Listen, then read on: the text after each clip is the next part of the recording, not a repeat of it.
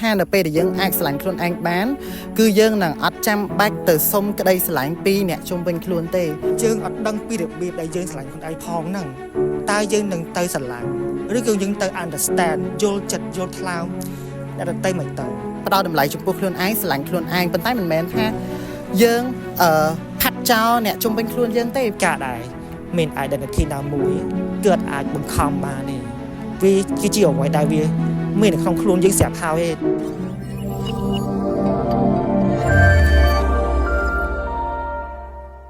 ជម្រាបសួរនិងសួស្តីអ្នកទាំងអស់គ្នាខ្ញុំបាទធំធេងខ្ញុំសុកជាតិឬក៏ It's me សុកជាតិ I'm your non-binary queer fairy សូមស្វាគមន៍មកកាន់ podcast ទី4របស់ពួកយើងដែលកន្លងមកអ្នកទាំងអស់គ្នាធ្លាប់បានទស្សនាតាក់ទងជាមួយនឹងការផលិតវីដេអូស្ថិតក្រោមការផលិតរបស់បងធីតារួមជាមួយនឹងបងហេងហើយពេលនេះគឺយើងស្ថិតនៅក្នុងបរិយាកាសថ្មីរួមជាមួយនឹងប្រធានបទថ្មីហើយក៏ជាមួយនឹងអ្នកសម្ភាសថ្មីក៏ដូចជាអ្នកផ្ដល់សារសំខាន់ថ្មីដូចគ្នាដែរថ្ងៃនេះផងដែរយើងនឹងមកជជែកគ្នាជាមួយនឹងប្រធានបទដែលនិយាយអំពីតែការស្រឡាញ់ខ្លួនឯងវាជារឿងអាត្មានិយមមែនទេមែនតើតាក់ទងជាមួយនឹងការផលិតវីដេអូយើងនៅក្នុងថ្ងៃនេះហើយក៏យើងជ្រើសរើសប្រធានបទតាក់ទងជាមួយនឹងក្តីស្រឡាញ់គឺជាអាត្មានិយមឬក៏វាមិនមែនទេអាហ្នឹងអាស្រ័យលើពីអ្នកយើងថាយើងនឹងផ្ដល់សារសំខាន់បែបណាទៅកាន់ទស្សនិកជនប៉ុន្តែពួកយើងក៏ចង់ឲ្យអ្នកទាំងអស់គ្នាបានដឹងពីគោលបំណងនៅក្នុងការផលិតវីដេអូក្នុងថ្ងៃនេះផងដែរតាក់ទងជាមួយនឹងការផលិតវីដេអូនៅក្នុងថ្ងៃនេះគឺយើងចង់ចែករំលែកនៅក្តីស្រឡាញ់រួមជាមួយនឹងតាក់ទងជាមួយនឹងធម៌ពលវិជ្ជមានទៅកាន់អ្នកដែលគាត់កំពុងតែស្ថិតនៅក្នុងមានន័យថាបាក់ទឹកចិត្តឬក៏គាត់ពុំមានទំនុកចិត្តក្នុងការធ្វើអ្វីមួយហើយយើងចង់ឲ្យវីដេអូរបស់យើងគឺជាចំណែកមួយជួយទៅកាន់ពួកគាត់ក្នុងការគ្រប់គ្រងផ្នែកផ្លូវចិត្តឲ្យពួកគាត់មានភាពក្លាហានក្នុងការ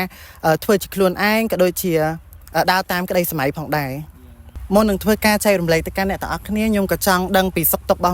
បងជាតិដូចគ្នាដែរថាមានអារម្មណ៍បែបណាដែរហើយបរិយាកាសយើងយ៉ាងម៉េចដែរអញ្ចឹងណាបងមានអារម្មណ៍ល្អស្រស់ស្រាយជាពិសេសបានមកទីកន្លែងថ្មីវាថាធ្វើឲ្យអារម្មណ៍ស្រស់ថ្លាស្រស់ស្រាយស្រស់ថ្លាហើយមាន energy គេហៅថា positive energy ចូលខ្លួនពេញបឹបហ្មងណាអូខេបងអញ្ចឹងកុំឲ្យខាតពេលយូរយើងនឹងចូលទៅកាន់សំណួរយើងតែម្ដងហើយសំណួរដែលខ្ញុំចង់សួរទៅកាន់បងជាតិដែរគឺតាក់ទងជាមួយនឹងថាតើការដែលស្រឡាញ់ខ្លួនឯងហ្នឹងមានន័យយ៉ាងណាចំពោះបងជាតិចំពោះខ្ញុំផ្ទាល់ការស្រឡាញ់ខ្លួនឯងគឺមានន័យថាការដែលយើងទទួលស្គាល់គឺការដែលយើងស្វែងរកខ្លួនឯងទទួលស្គាល់ខ្លួនឯងទទួលយកខ្លួនឯងជាធម្មជាតិរបស់ខ្លួនឯងជាពិសេសក្នុងនាមខ្ញុំជា LGBT ម្នាក់ខ្ញុំគិតថាវាជារឿងសំខាន់ដែលយើងទាំងអស់គ្នាវាជារឿងដែលសំខាន់ខ្លាំងមែនទែនដែល LGBT ពួកយើងទាំងអស់គ្នាហ្នឹងគួរតែទទួលយកខ្លួនឯងសម្រាប់ខ្ញុំឡើយពីដំបូងខ្ញុំគិតថាហើយដំណើរនៃការស្វែងរកខ្លួនឯងរបស់ខ្ញុំខ្លួនឯងហ្នឹងពីដំបូងគាត់ថាខ្ញុំជា gay ឬក៏ភាសាខ្មែរមានន័យថាបរិសុទ្ធស្លាញ់បរិសុទ្ធពីដំបូងប៉ុន្តែនៅពេលដែលខ្ញុំបានលើពាក្យ new term ថ្មីថា non-binary ពេលហ្នឹងខ្ញុំបានឃើញពី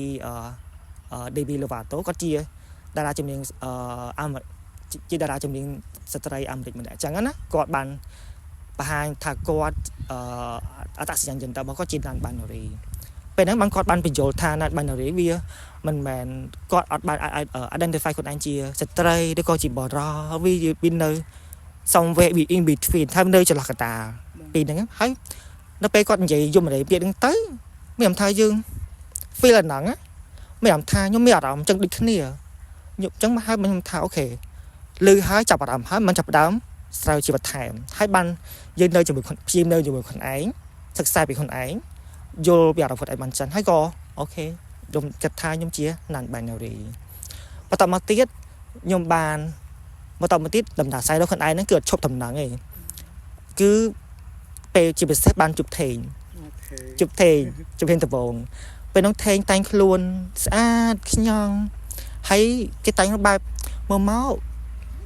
មិនចំ feminine ពេកមិនចំ masculine ពេកវាថាវា mix ដេកចូលគ្នាហើយក៏ចាប់អារម្មណ៍ហើយអាក្នុងខ្លួនខ្ញុំណាពីដំបូងមក cái tha với trong xạ tay anh luôn bạp thâm mày đã xạ vậy đã thâm mày đã hai bên đang thề giờ bàn bảo chủ ví chập tay anh luôn chập tay anh luôn hai cái miệng tha tay hai miệng tha ô ba bỏ chết bị tha oh yes miệng tha yes this is you đây những cái bông tà rọt không ai giờ hay có khơi bớt sân chỉ dương vậy bớt thân chỉ dương ở vậy đại dương trôi chặt hào ấy hai cái bắn xả là bòn á yes cứ lần này chưa ở vậy chỉ thao bộ chia với chỉ thao bộ với chỉ chùm đuôi dương ao thay chân dương bắn chui ao dương nó việc thà confident chừng mồn á ao dương bắn thà ok this is me đi cái gì nhom màyแต่บางทียืงก็ท่าบางทียอมไม่อ่านต่างเตงตัวจีเก็บคำยืงáก็ยืงนั่งตลับมาห่อเน่าไว้ได้ยังโจทย์เป็นได้จะมาท่าวิดีโอจีกาจะมาท่า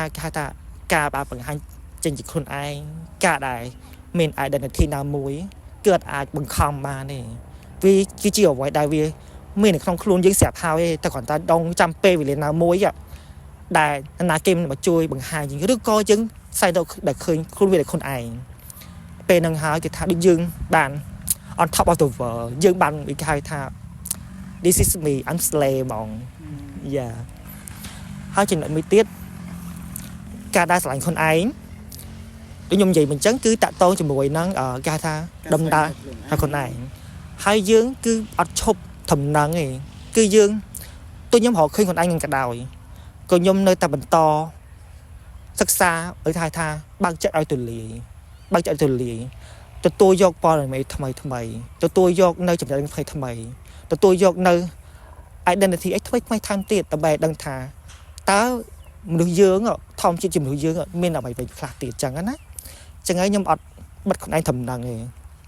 chẳng ta là nếu nhưng identify con anh chỉ đàn binary queer bật ta trên cá nơi ngày là tụt là con tới nhưng ai khơi mình identity mấy năm mới tiệt đại vì xạ xàm comfortable ជាមួយនឹង yes yes ហ្នឹងហើយនៅពេលដែលយើងស្ដាប់ហើយយំមិនដឹងហើយថាវាស័ក្តិសមមួយយើងគេថាហ្នឹងជាយើង yes បន្តទៅមុខទៀតអាហ្នឹងឯងគេថាយើងអត់បិទខ្លួនឯងយើងបើចំហនៅទទួលយកไปដល់ថ្មីមកទៀតអញ្ចឹងណាចាហើយមួយទៀតតកតងជាមួយនឹងគេស្រីខ្លួនឯងគឺយើងអត់អោនទៅឲ្យខ្លួនឯងក្នុងនាមខ្ញុំជា LGBT ផងក្នុងនាមជាមនុស្សគេហៅថាមនុស្សដែរ people pleaser អ្នកដែលចូលចិត្តប្រកបចិត្តអ្នកដទៃពេលខ្លះគេតែងតែគេហៅថាគេ blame យើងគេដាក់មកយើងថាអូ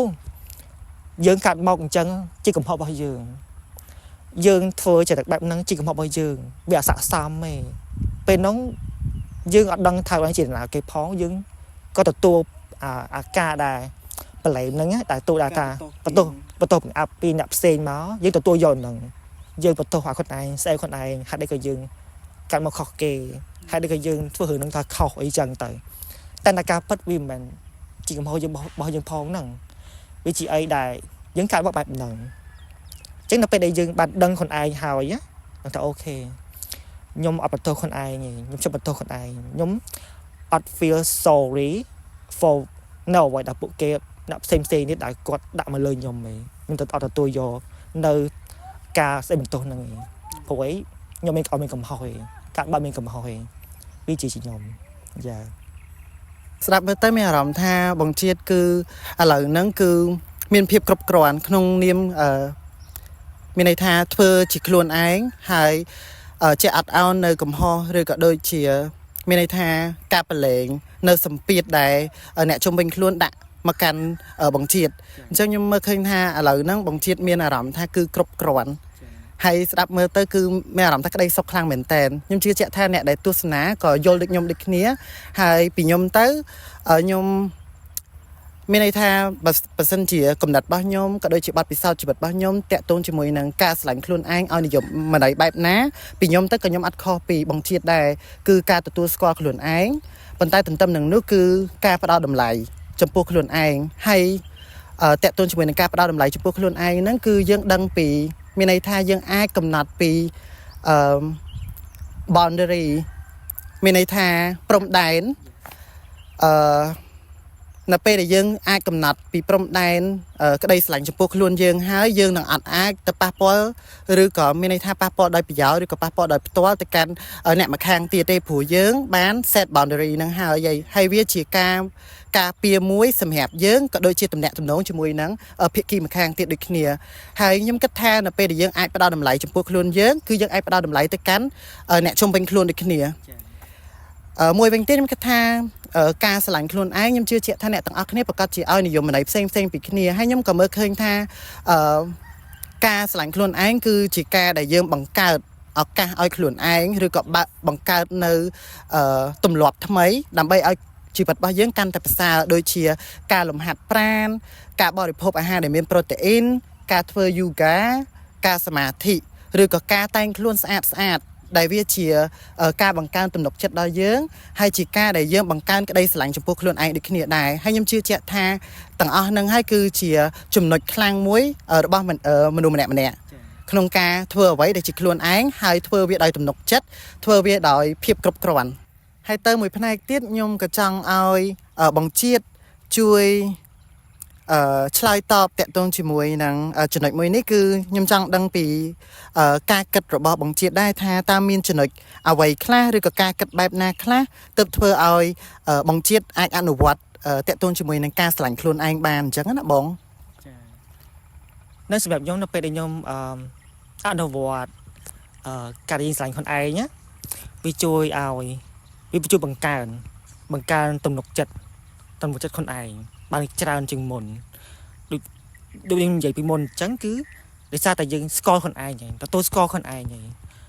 អញ្ចឹងការទទួលស្គាល់ខ្លួនឯងការទទួលយកខ្លួនឯងជាធម្មជាតិរបស់ខ្ញុំជា LGBT ជាខ្ញុំផ្ទាល់ជាមនុស្សទាំងអស់ហ្នឹងវាជួយទំនុកចិត្តខ្ញុំបានរឿងប្រសើរឡើងជាងមុនជឿជាក់ខ្លួនឯងលើខ្លួនឯងជាងមុននៅពេលដែលយើងដើរចេញទៅក្រៅអីវាអត់សូវបារម្ភវាអត់សូវ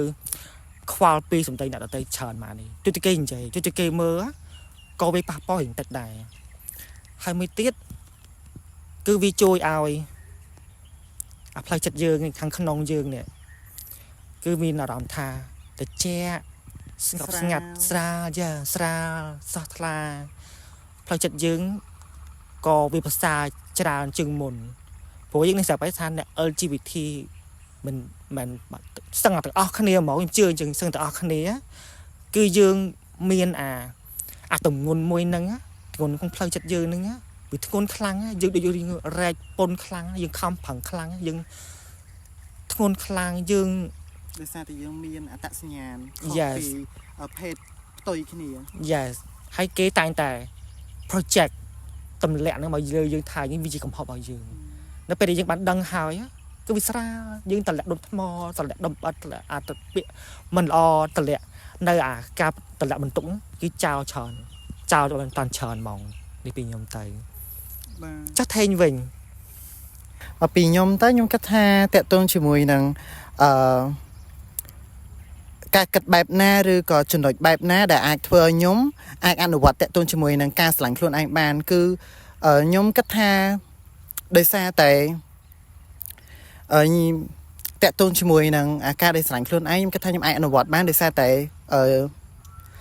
តាក់ទងជាមួយនឹងទំនុកចិត្តដូចគ្នាអត់ខុសអីពីបង្ជាតិទេហើយខ្ញុំគិតថាអាការដែលយើងរស់នៅជាខ្លួនឯងយើងព្យាយាមបង្កើនវាម្ដងបន្តិចខ្ញុំគិតថាមនុស្សម្នាក់មិនអាចមានទំនុកចិត្តភ្លាមទេលុះត្រាតែគាត់បញ្ចេញនៅសកម្មភាពសិននៅពេលដែលគាត់បញ្ចេញសកម្មភាពគាត់តែងតែធ្វើវាម្ដងហើយម្ដងទៀតវានឹងកើតទៅជាទំនុកចិត្តហើយនៅពេលដែលកើតជាទំនុកចិត្តគឺនឹង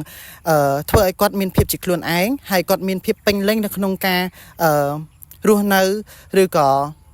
អាចជ្រើសរើសអ្វីដែលគាត់គិតថាស័ក្តិសមចំពោះខ្លួនឯងដូចគ្នាដែរហើយមួយវិញទៀតខ្ញុំគិតថាអាចអនុវត្តបានហ្នឹងដោយសារតែមានហេតុផលជាច្រើនទៀតតាក់ទងជាមួយនឹងមានន័យថាម៉េចតាក់ទងជាមួយនឹងinsecure នៅពេលដែលយើងមានអារម្មណ៍ថាយើងអសុវត្ថិភាពឬក៏យើងអសុវត្ថិភាពផ្នែកផ្លូវកាយឬក៏អសន្តិសុខផ្នែកផ្លូវចិត្តរបស់យើងហ្នឹងនៅពេលដែលយើងមានអារម្មណ៍បែបហ្នឹងគឺយើងនឹងស្វែងរកថាតែខ្ញុំគួរធ្វើបែបណាដើម្បីឲ្យខ្ញុំកាន់តែមានទំនុកចិត្តឬក៏ខ្ញុំ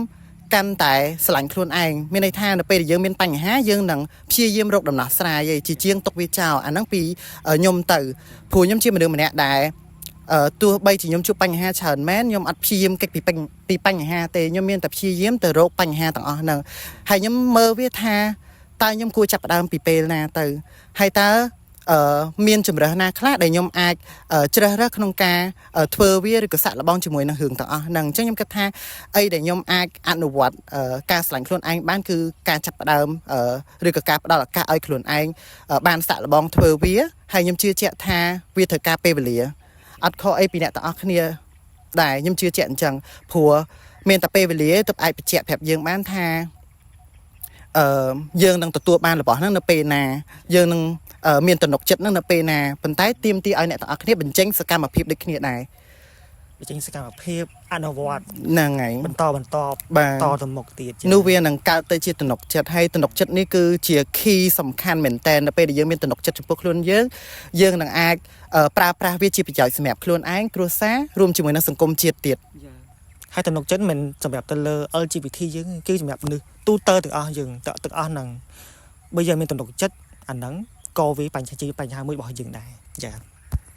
បន្ថែមពីនោះខ្ញុំគិតថានៅពេលដែលយើងមានតំណុកចិត្តយើងស្គាល់អំពីខ្លួនឯងយើងនឹងដឹងថាយើងនឹងជាមនុស្សដែលមានភាពចាស់ទុំជាងមុនហើយការគិតរបស់យើងក៏ស៊ីជម្រៅជាងមុនដែរអាហ្នឹងអ្វីដែលខ្ញុំទទួលបានអារម្មណ៍ពីការស្រឡាញ់ខ្លួនឯងហើយវាបង្រៀនឲ្យខ្ញុំមើលឃើញកាន់តែស៊ីជម្រៅ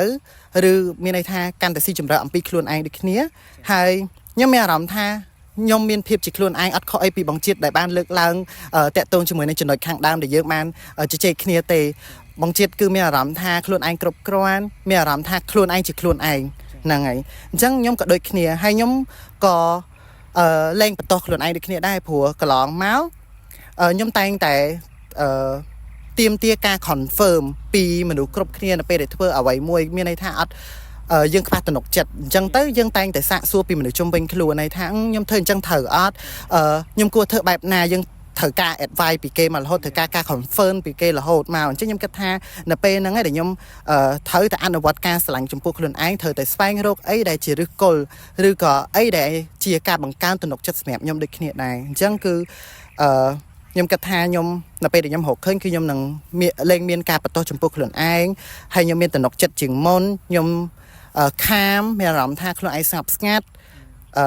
ក្រៅពីនោះខ្ញុំចង់ឲ្យបងជាតិជួយបន្ថែមទៀតតាក់ទងជាមួយថាតើអាការដែលស្រឡាញ់ខ្លួនឯងហ្នឹងវាមានផលជះឬក៏ជះឥទ្ធិពលបែបណាខ្លះទៅកាន់តំណែងមិនថាជាជីវិតគូឬក៏ស្ថិតនៅកន្លែងស្ថានភាពដែលយើងមានន័យថាជីវិតគូតំណែងជាមួយនឹងមិត្តភ័ក្តិឬក៏នៅកន្លែងធ្វើការយើងទេនៅពេលដែលយើងស្រឡាញ់ខ្លួនឯងហ្នឹងតើវាមានផលជះយ៉ាងណាខ្លះទៅកាន់តំណែងរបស់យើងជាមួយនឹងភាគីម្ខាងទៀតចា៎ I have one thing to say if you don't love yourself how the heck you are gonna love somebody else RuPaul yeah sorry បើពាក្យនេះវាបែបរៀង aggressive តិចទេប៉ុន្តែ yeah ពាក្យហ្នឹងមានន័យថាបើសិនជាយើងអត់ដឹងពីរបៀបដែលយើងស្រឡាញ់ខ្លួនឯងផងហ្នឹងតើយើងនឹងទៅស្រឡាញ់ឬក៏យើងទៅ understand យល់ចិត្តយល់ថ្លើមអ្នកដទៃមិនទៅមិនចឹងទេនេះជាអ្វីដែលជា key មួយដែលខ្ញុំតែងតែប្រាប់ខ្លួនឯងឬក៏តែងតែមានតែវាជាអីមួយដែលយើងយល់ពីខ្លួនឯងហ្មងណាចឹងទៅយ៉ាបើសិនជាយើងអត់តាន់រៀនទទួលស្គាល់ខ្លួនឯងទទួលស្គាល់ identity ទទួលស្គាល់ថាក្នុងโลกនេះវាមានភាពខុសគ្នាច្រើនណាវាមានអីប្លែកវាមានអីថ្មីច្រើនដែលរងចាំយើង Yes ចឹងបើសិនជាយើងមានអាហ្នឹងយើងនឹងអាចវាជា key វាជាកន្លឹះមួយដែលយើងអាចយល់ពីមនុស្សធម្មជាតិជាមនុស្សថាធម្មជាតិមនុស្សជាមនុស្សមានតតចរិតមានអាកប្បកិរិយាផ្សេងគ្នាច្រើនចឹងហើយយើងនឹងអាចដឹងពីរបៀបដែលយើងអាចទៅ communicate គេថាអីគេតំណជាមួយមនុស្សឧទាហរណ៍ថាខ្ញុំនិយាយជាមួយថេងជាមនុស្សដែលខាញសុភាពទេពសាស្អាតយើងនិយាយមកគេថាយើង click គ្នាពេលហ្នឹងខ្ញុំថាខ្ញុំ feel ថា calm feel ថា mới tha dương ọt thử trong bạch riệp được tay luôn đấy gì chở dương gì mất យើង feel free free free យើងមានគ្នាហ្មង ម្នាក់ហ្នឹង yes ដល់ពេលយើងមានម្នាក់ទៀតឧទាហរណ៍បែបថាឧទាហរណ៍ចវាយនាងខ្ញុំទៅយើងដឹងថាអូខេគាត់នឹងនៅពេលការងារយើងជាកន្លែងការងារយើងត្រូវអាចថាយើងមិនយើងថាយើងអាចរៀបដឹកបន្តិចតែដើម្បីបង្ហាញពីភាពថាគេហៅថា professional flexibility ការបាត់បែនរបស់យើងមិនមែនធ្វើក្នុងនាមជាថាយើង fake ទេប៉ុន្តែយើងនៅធ្វើក្នុងនាមជាដែលយើងការគោរពនៃកន្លែងការងារ យើងគ្រប់ទៅលើផ្នែកទូនីតិរបស់គាត់ yes អាហ្នឹងមួយដែរ yes អាហ្នឹងមួយដែរ yes ហ្នឹងហើយ ខ្ញុំទៅ អូខេបើសម្រាប់ខ្ញុំគិតថាអត់ខុសអីពីបងជាតិទេដែលថាតកតូនជាមួយនឹងការស្រឡាញ់ខ្លួនឯងហ្នឹងវា affect វាប៉ះពាល់ទៅកាន់តំណែងរវាងដៃគូឬក៏មិនថាជាមិត្តភ័ក្តិឬក៏នៅក្នុងក្រុមគ្រួសាររបស់យើងឬក៏នៅបរិបទការងារទេតែខ្ញុំគិតថាវាប៉ះពាល់ប៉ុន្តែវា in a good way មានន័យថានៅក្នុងផ្លូវល្អព្រោះខ្ញុំជឿជាក់ថានៅពេលដែលយើងចេះស្រឡាញ់ខ្លួនឯងគឺយើងចេះស្រឡាញ់អ្នកដទៃដោយដែលបងជាតិបានលើកឡើងដូចគ្នាហើយខ្ញុំគិតថានៅពេលដែលយើងអាចស្រឡាញ់ខ្លួនឯងបានគឺយើងនឹងអត់ចាំបាច់ទៅសុំក្តីស្រឡាញ់ពីអ្នកជុំវិញខ្លួនទេមានន័យថាយើងកើតមកជាមួយនឹងខ្លួនយើងស្លាប់ទៅវិញក៏ជាមួយនឹងខ្លួនយើងដូចគ្នាដែរអញ្ចឹងគឺយើងត្រូវតែផ្ដោតតម្លៃចំពោះខ្លួនឯងស្រឡាញ់ខ្លួនឯងប៉ុន្តែមិនមែនថាយើងផាត់ចោលអ្នកជុំវិញខ្លួនយើងទេមានន័យថាយើងឲ្យក្តីស្រឡាញ់ទៅកាន់ពួកគាត់ដែរប៉ុន្តែក៏យើងមានន័យថា put ourselves first មានន័យថាយើងដាក់ខ្លួនយើងនៅទីមនុស្សទី1ដែលយើងត្រូវគិតថាយើងមានតម្រូវការបែបណាយើងមាន limitation ប៉ុណ្ណាហើយយើងផ្ដល់ឲ្យទៅកាន់ដៃគូយើងនឹងប៉ុណ្ណាដែរអញ្ចឹងគឺជាការ respect ចំពោះខ្លួនឯងផងហើយក៏ជាមួយនឹងដៃគូរបស់យើងដូចគ្នាដែរមិនថានៅក្នុងចំណងស្នេហាមិត្តភាពក្តីទេគឺទាមទារឲ្យយើងដឹងពី limitation ហើយការដែលយើងផ្ដល់ទៅកាន់ភាគីម្ខាងទៀតហ្នឹងហើយខ្ញុំគិតថានៅពេលដែលយើងចេះស្រឡាញ់ខ្លួនឯងគឺយើងអាចមានន័យថាការសន្ទនាឬក៏ការ connection រវាងភាគីម្ខាងទៀតទៅភាគីម្នាក់ទៀតគឺវា bearer មានន័យថាវាប្រសើរព្រោះដោយសារយើងដឹងពីតម្រូវការរបស់យើងហើយយើងក៏ស្គាល់ពីតម្រូវការរបស់អ្នកជុំវិញខ្លួនប៉ុន្តែក៏អត់ខុសអីដូចបងជាតិនិយាយដែរថាមនុស្សយើងគឺមានភាពផ្សេងពីគ្នាអញ្ចឹងយើងអាចទៅមានន័យថាសម្របឬក៏ទៅបំពេញឲ្យម្នាក់ហ្នឹងមានន័យថាទៅធ្វើរឿងទាំងអស់ហ្នឹងដើម្បីបំពេញតម្រូវការរបស់ម្នាក់ម្ខាងទៀតឯងព្រោះយើងដឹង limitation រៀងខ្លួនអញ្ចឹងនៅពេលដែលយើងស្គាល់ទាំងអស់ហ្នឹងហើយគឺការ communication ការ connection យើងគឺវានឹងនៅក្នុងrelationship មួយដែល healthy បំផុតហ្មងដែលអត់មានអារម្មណ៍ថាទាស់ចិត្តគ្នាទៅវិញទៅមកទេហើយរឿងហ្នឹងមួយគឺខ្ញុំលើកទឹកចិត្តមែនតើនៅក្នុងជីវិតមិនថាចំណងស្នេហាចំណងមិត្តភាពក្តីចំណងគ្រួសារដែលយើងមានសមាជិកគ្រួសារតិចក្តីច្រើនក្តីគឺយើងត្រូវដឹងពី limitation ហើយយើងត្រូវប្រាប់គ្នាមានតែការដែលយើងសន្ទនាការប្រាប់គ្នានឹងឯងគឺជាការកែលម្អទៅកាន់គ្នាហើយយើងកាន់តែយល់ពីគ្នាជាងមុនបន្ថែមទៀតយើងបានចែករំលែករៀងច្រើនដែរហើយខ្ញុំក៏ចង់ឲ្យបងជាតិលើកឡើងមួយចំណុចទៀតដែលជាចំណុចដែលខ្ញុំគិតថាអ្នកទាំងអស់គ្នាកំពុងតែរងចាំនៅចម្លើយដូចគ្នាតាក់ទងជាមួយនឹងមានន័យថាសំណួរមួយហ្នឹងចោទសួរថាតើការស្រឡាញ់ខ្លួនឯងហ្នឹងវាជារឿងអាត្មានិយមអត់ឬក៏មិនមែនទេចង់ឲ្យបងជាតិបង្ហាញនៅទស្សនៈនៃការគិតរបស់បងជាតិដូចគ្នាដែរតាក់ទងជាមួយនឹងចំណុចមួយនេះហ្នឹងហើយគឺហ្នឹងហើយសម្រាប់មនុស្សភាគច្រើននៅខាងមួយចំនួនគាត់យល់ខុសថាការស្រឡាញ់ខ្លួនឯងវាជារឿងដែលអាត្មានិយមតាមពិតតាវាជារឿងពីរខុសគ្នាឆ្ងាយគ្នាហ្មងការស្រឡាញ់ខ្លួនឯងយើងស្រឡាញ់ខ្លួនឯងហើយយើងក៏ផ្ដល់សេចក្តីស្រឡាញ់ហ្នឹងទៅដល់អ្នកដទៃទៅដល់អ្នកដែលនៅជុំវិញខ្លួនយើងជាសហគមន៍យើងអ្នកការដែលយើងអាត្មានិយមគឺយើងគិតតែពីផលប្រយោជន៍ខ្លួនឯងទេទុកខ្លួនឯងជាមនុស្សទី1គ្រប់ពេលវេលាយើងអត់បើកចិត្តគំនិតអត់បើកការដែលយើងទទួលរឿងការអ្វីគេថារឿងថ្មីចំណេះដឹងថ្មីអត់បើកទទួលចិត្តនៅអត់ឲ្យទទួលនៅមតិយោបល់ពីអ្នកជុំវិញខ្លួននេះគេថាខ្លួនយើងហ្នឹងពូកែខ្លាំងជាងគេអត់មានណាគេលើយើងទេអាហ្នឹងឯងគឺជាអាត្មានិយមជារឿងដែលថាអាត្មានិយមមនុស្សថាខ្ញុំខ្លាំងជាងគេហ្មង នឹងឯបងជាតិបើពីខ្ញុំទៅខ្ញុំអត់ខកអីពីបងជាតិលើកឡើងទេថាការស្រឡាញ់ខ្លួនឯងហ្នឹងវាមិនមែនជារឿងអាត្មានិយមហើយខ្ញុំយល់ដូចគ្នាខ្ញុំយល់ស្របទៅលើចម្លើយមួយនេះព្រោះថាការដែលយើងកំណត់ថាជាភាពអាត្មានិយមគឺមនុស្សហ្នឹងគឺគាត់អត់ទទួលនៅការរិះគន់គេមានន័យថាអត់ទទួលមតិយោបល់ទេគឺតែងតែយកឈ្នះហើយដឹងតែពីតម្រូវការខ្លួនឯងអត់ដែលផ្ដល់ទៅកាន់អ្នកម្ខាងទៀតទេប៉ុន្តែការដែលយើងស្រឡាញ់ខ្លួនឯងមិនមែនយើងអត់ខ្វល់ពីអ្នកជុំវិញខ្លួនទេយើងខ្វល់យើងមានន័យថានៅពេលដែលយើងស្រឡាញ់ខ្លួនឯងយើងនឹងខ្វល់ពីមនុស្សជុំវិញខ្លួនដូចគ្នាហើយដូចពាក្យបងជាតិលើកខាងដើមអញ្ចឹងថាបើយើងអត់ស្រឡាញ់ខ្លួនឯងតើយើងអាចស្រឡាញ់អ្នកផ្សេងអ្នកជុំវិញខ្លួនបានអត់វាគឺជាចម្លើយបែបហ្នឹងបើសិនជាយើងអត់ចេះស្រឡាញ់ខ្លួនឯងទេតើយើងអាចផ្ដល់ក្តីស្រឡាញ់ហ្នឹងទៅកាន់អ្នកជុំវិញខ្លួនបានយ៉ាងម៉េចអញ្ចឹងនៅពេលដែលយើងស្រឡាញ់ខ្លួនឯងយើងដឹងពីតម្រូវការខ្លួនឯងហើយយើងយល់ពីមនុស្សជុំវិញខ្លួនទៀតអញ្ចឹងយើងអាចផ្សាយតាក់ទងជាមួយនឹងគ្នាហ្នឹងដែលអត់មានទំនាស់ហើយយើងមានតែការបំពេញនៃឲ្យគ្នាហើយខ្ញុំជឿជាក់ថា